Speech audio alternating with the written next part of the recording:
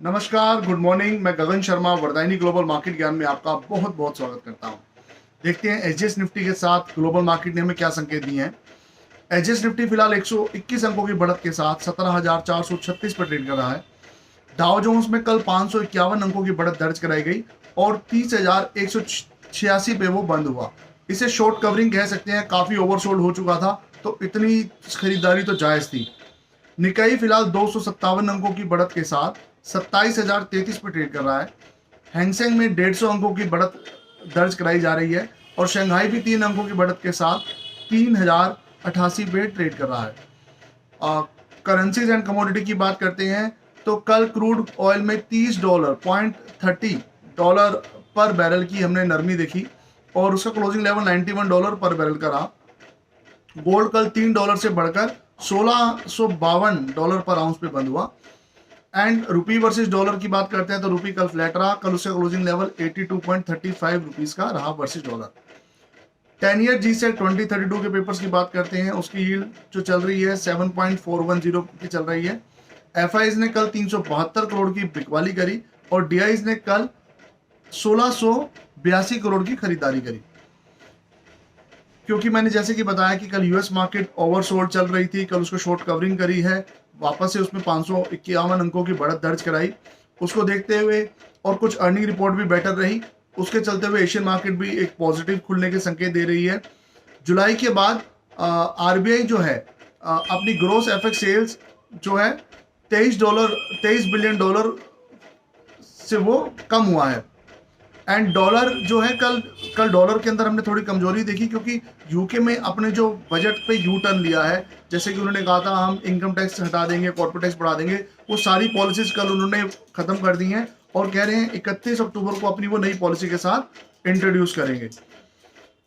कमाल की बात है, इतने साल हम पे राज करने के बाद आज उनके पास अपनी ही कोई दिशा नहीं है और वो ज्यादातर हमारी ही तरफ देख रहे हैं और हमें ही देख रहे हैं कि हम कैसे काम करें। लेकिन इन सब बातों के बावजूद भी हमारी रेटिंग उनसे बहुत कम है और उनकी रेटिंग बहुत स्ट्रॉन्ग है।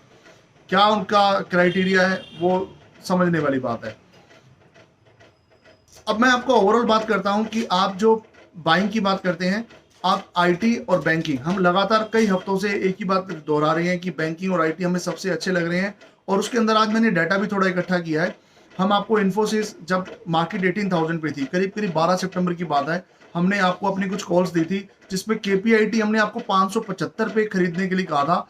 एंड देखो 575 से केपीआईटी एक महीने के अंदर, एक महीने से थोड़ा सा ज्यादा हो गया, 575 से बढ़ के 693 का हो चुका है। मेरे को याद है मैंने 12 सितंबर को आपको एक कॉल दी थी कि buy KPIT at 572 and stop loss 560। Target भी हमने इसको रिवाइज किया था, पहले हमने 590, 600, फिर 625, 650 तक का दिया था। ये 693 तक का हाईएस्ट टच करके आया। सेम वे में एचसीएल भी हम 875 से कह रहे थे, वो 1000 पे बढ़ गया और इन्फोसिस 1350 और 60 की रेंज से हम कह रहे थे, वो 1500 तक चला गया।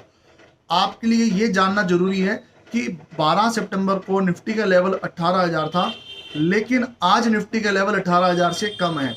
तो निफ्टी कम हो गया है लेकिन हमारे रेकमेंडेड स्टॉक्स बढ़ गए हैं। उसी तरीके से हम आपको फिर से बैंकिंग स्टॉक्स की तरफ फोकस करने के लिए कह रहे हैं। आप बैंकिंग स्टॉक्स को खरीद सकते हैं, आईटी स्टॉक्स को खरीद सकते हैं और आप अपनी लॉन्ग टर्म पोजीशनिंग बना सकते हैं। इसके अलावा भी आपको स्टैगर्ड वे में मार्केट में पैसा डालना चाहिए। देखिए ये सबसे चैलेंजिंग टाइम है, इस समय आपके पास रिसेशन का डर है, आपके पास यूक्रेन और रशिया की वॉर चल रही है, चाइना ताइवान के बारे में भी आपको स्ट्रेसफुल न्यूज़ मिलती हैं। इसके अलावा न्यूक्लियर बॉम्ब की थ्रेटनिंग मिल रही है, सरकारें अनसर्टेन है। आप यूके की देख सकते हैं, पोजीशनिंग इस समय खराब है, इन्फ्लेशन ऑल टाइम हाई चल रहा है। इससे ज़्यादा न्यूज़ क्या हो सकती हैं। अगर इस समय गिरी हुई मार्केट के साथ आप अपना पोर्टफोलियो बिल्ड नहीं करेंगे तो आने वाले टाइम में आप इस बारे में भी सोचेंगे कि काश हमने इस समय अपना पोर्टफोलियो अच्छे से बिल्ड किया होता। अपने एडवाइजर्स की बातों को फॉलो करते रहिए, हमारे वीडियो को देखते रहिए, मार्केट में बने रहिए। आपका दिन बहुत बहुत शुभ हो। नमस्कार।